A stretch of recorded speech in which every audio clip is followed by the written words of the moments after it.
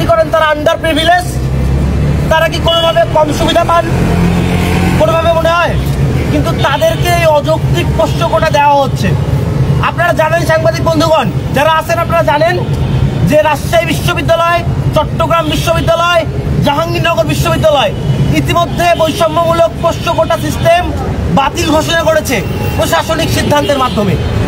কিন্তু ঢাকা বিশ্ববিদ্যালয় এখন পর্যন্ত এই ব্যাপারে কোনো পদক্ষেপ নেয়নি। আমরা একাধিকবার বিশ্ববিদ্যালয়ের প্রশাসন বরাবর স্মারকলিপি প্রদান করেছি, বিশ্ববিদ্যালয়ের প্রশাসনের সাথে আলোচনা করেছি, কিন্তু তার কোনো দৃশ্যমান ফলাফল এখনো আসেনি। সর্বশেষ আমরা ঢাকা বিশ্ববিদ্যালয়ের কেন্দ্রীয় ছাত্র সংসদ এবং 18টি হলের ছাত্র সংসদ এবং ভিসি বরাবর স্মারকলিপি প্রদান করেছিলাম। তার পরিপ্রেক্ষিতে লিগাল টিমের সাথে আমাদের মিটিং হয়, কিন্তু সেই মিটিংয়েও আশানুরূপ কোনো সমাধানের পথ আমাদেরকে দেখানো হয় না। সাংবাদিক বন্ধুগণ এবং উপস্থিত যারা আছেন তাদেরকে প্রশ্ন করতে চাই যে যেই ঢাকা বিশ্ববিদ্যালয়ে বেশিরভাগ ছাত্ররা পড়ে কৃষকের ছেলে, যেই ঢাকা বিশ্ববিদ্যালয়ে রিক্সাওয়ালার ছেলেরা পড়ে, শ্রমিকের ছেলেরা পড়ে, তাদের তো কোনো কোটার দরকার হয় না। যেই বিশ্ববিদ্যালয়ের এই যে কোয়ার্টারের মধ্যে থেকে, যে বিশ্ববিদ্যালয়ের ল্যাবরেটরি স্কুলে পড়ে, যে বিশ্ববিদ্যালয়ের সব ফ্যাসিলিটি ভোগ করে শিক্ষক কর্মকর্তা কর্মচারীর সন্তানেরা বড় হন, তাদের জন্য কিসের পোষ্য কোটা? এই প্রশ্নটা সব থেকে বড় কথা। তাদের জন্য এখন যে পোষ্য কোটা বহাল রাখা হয়েছে, আমি মনে করি জনগণের ট্যাক্সের টাকায় পরিচালিত ঢাকা বিশ্ববিদ্যালয়ে এরকম সিস্টেম স্পষ্টত একটি প্রহসন। আমরা বিশ্বাস করি এরকম প্রহসনমূলক ব্যবস্থা ঢাকা বিশ্ববিদ্যালয়ে কোনোভাবেই থাকতে পারে না। 1% একজনও পোষ্য কোটার মতো একটি অযৌক্তিক কোটার সুবিধা নিয়ে ঢাকা বিশ্ববিদ্যালয় 2025-26 শিক্ষাবর্ষে ভর্তি হোক, এটা আমরা কোনোভাবেই মানি না।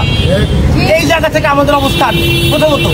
দ্বিতীয়ত আপনারা জানেন যে আমাদের বর্তমানে একটি নির্বাচিত ছাত্র সংসদ রয়েছে, ঢাকা বিশ্ববিদ্যালয় কেন্দ্রীয় ছাত্র সংসদ ডাকসু। আমরা সেই ডাকসুকে পোষ্য কোটা বাতিলের ব্যাপারে উদ্যোগ নেওয়ার জন্য ইতিমধ্যে চিঠি প্রদান করেছি এবং তাদের সাথে একাধিকবার অফিসিয়ালি আনঅফিসিয়ালি কথাবার্তা বলেছি। কিন্তু ঢাকা বিশ্ববিদ্যালয় কেন্দ্রীয় ছাত্র সংসদের নেতারা তাদের রাজনৈতিক স্বার্থে দাঁড়িপাল্লার নির্বাচনী প্রচারণা, জামায়াতের নির্বাচনী প্রচারণায় ব্যস্ত থাকলেও ছাত্রদের স্বার্থের ব্যাপারে তাদের দৃশ্যমান কোনো পদক্ষেপ নাই। পোষ্য কোটা বাতিলের জন্য তাদের কোনো দৃশ্যমান উদ্যোগ আমরা এখন পর্যন্ত খেয়াল করি নাই।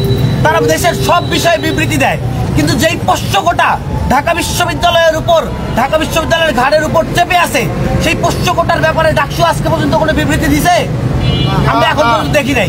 কিন্তু আমরা দফায় দফায় তাদের সাথে আলোচনা করেছি, তারা আমাদের প্রতিনিধি।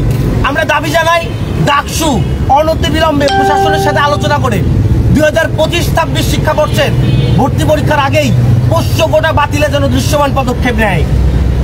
যদি ডাকসু পোষ্য কোটা বাতিলের প্রশাসনের সাথে আলোচনা করে কোনো দৃশ্যমান পদক্ষেপ না নেয়, তাহলে আমরা যদি কঠোর আন্দোলনের দিকে চাই, সেই আন্দোলনের দিক কিন্তু শুধুমাত্র প্রশাসনের দিকে হবে না, সেই আন্দোলনের দিক আমরা অবশ্যই ডাকসুর দিকেও আঙুল তুলব। কারণ যদি পোষ্য কোটার মতো সিস্টেম ডাকসুর পরও বহাল থাকে, তাহলে এই ডাকসু দিয়ে আমরা কি করব? এটা হচ্ছে সব থেকে বড় প্রশ্ন। তো আমরা ডাকসুর ভিপি সাদিক কাইয়ুম ভাইয়ের দিকে অনুরোধ জানাই, SM ফরহাদ ভাইয়ের দিকে অনুরোধ জানাই, দাঁড়িপাল্লার প্রচারণায় যান, সমস্যা নাই, কিন্তু তার আগে ঢাকা বিশ্ববিদ্যালয়ের ঘাড়ের উপর পোষ্য কোটার যে বোঝা চেপে আছে সেটা নামানোর জন্য দৃশ্যমান পদক্ষেপ নেন। এটা হচ্ছে আমাদের কথা। তো সব মিলে আমরা মনে করি ঢাকা বিশ্ববিদ্যালয়ের যে এই পুরাটার যে সিস্টেম, এই সিস্টেমটা যদি আমি ছোট করে একটু আপনাদের জন্য বলি, সেটা হচ্ছে এখানে কোনো পার্সেন্টেজ নাই, এটা মূল সিটের বাইরে রিজার্ভ সিট রাখা হয় এই পোষ্য কোটার জন্য, যেটা অত্যন্ত দুঃখজনক। এবং প্রত্যেক বছর তারা শুধুমাত্র যদি পাস করে, বিষয়টা প্যারাডক্সটা আপনারা খেয়াল করেন, পোষ্য কোটায় তারা যদি শুধুমাত্র পাস করতে পারে, পাস করলেই ঢাকা বিশ্ববিদ্যালয়ে ভর্তি হওয়ার সুযোগ তারা পোষ্য কোটার মাধ্যমে পায়। এবং এমন দেখা গিয়েছে যে 1100 সিরিয়াল থেকে, আমার ইংরেজি ডিপার্টমেন্টের বন্ধু রয়েছে, তার সিরিয়াল হয়তো 100 থেকে 150-র মধ্যে, 1100 সিরিয়াল থেকে এসে ইংরেজিতে পড়ে। এটা কি সম্ভব? আপনি দেখেন 1000 সিরিয়াল থেকে এসে আইনে পড়ে, ফার্মেসিতে পড়ে 6000 সিরিয়াল থেকে এসে। তো এই ঘটনাগুলো ঢাকা বিশ্ববিদ্যালয়ে ঘটে এবং অদ্ভুতভাবে তারা সব বিষয় নিয়ে কথা বলে, কোথায় কে কি করতেছে এইসব নিয়ে তাদের অনেক কথাবার্তা, অনেক কনসার্ন, অনেক বিবৃতি, কিন্তু ডাকসুর তাদের এইসব নিয়ে কোনো কনসার্ন নাই। এত বড় ইনজাস্টিস ঢাকা বিশ্ববিদ্যালয়ের বুকে হচ্ছে, এটা নিয়ে কোনো কথা নাই। তো আমরা আমাদের ধারাবাহিক কর্মসূচি চালাচ্ছি। আমরা প্রথমে স্মারকলিপি প্রদান করেছি। স্মারকলিপি প্রদান করার পরবর্তীতে আমরা ডাকসুর যাদের সাথে আলোচনা করেছি, প্রশাসনের সাথে আলোচনা করেছি। তার ধারাবাহিকতায় আমাদের আজকে অবস্থান কর্মসূচি আমরা চালাচ্ছি। আমাদের পরবর্তী পরিকল্পনা এবং পরবর্তীতে আমরা পোষ্য কোটা বাতিলের দাবিতে কিভাবে আগাবো।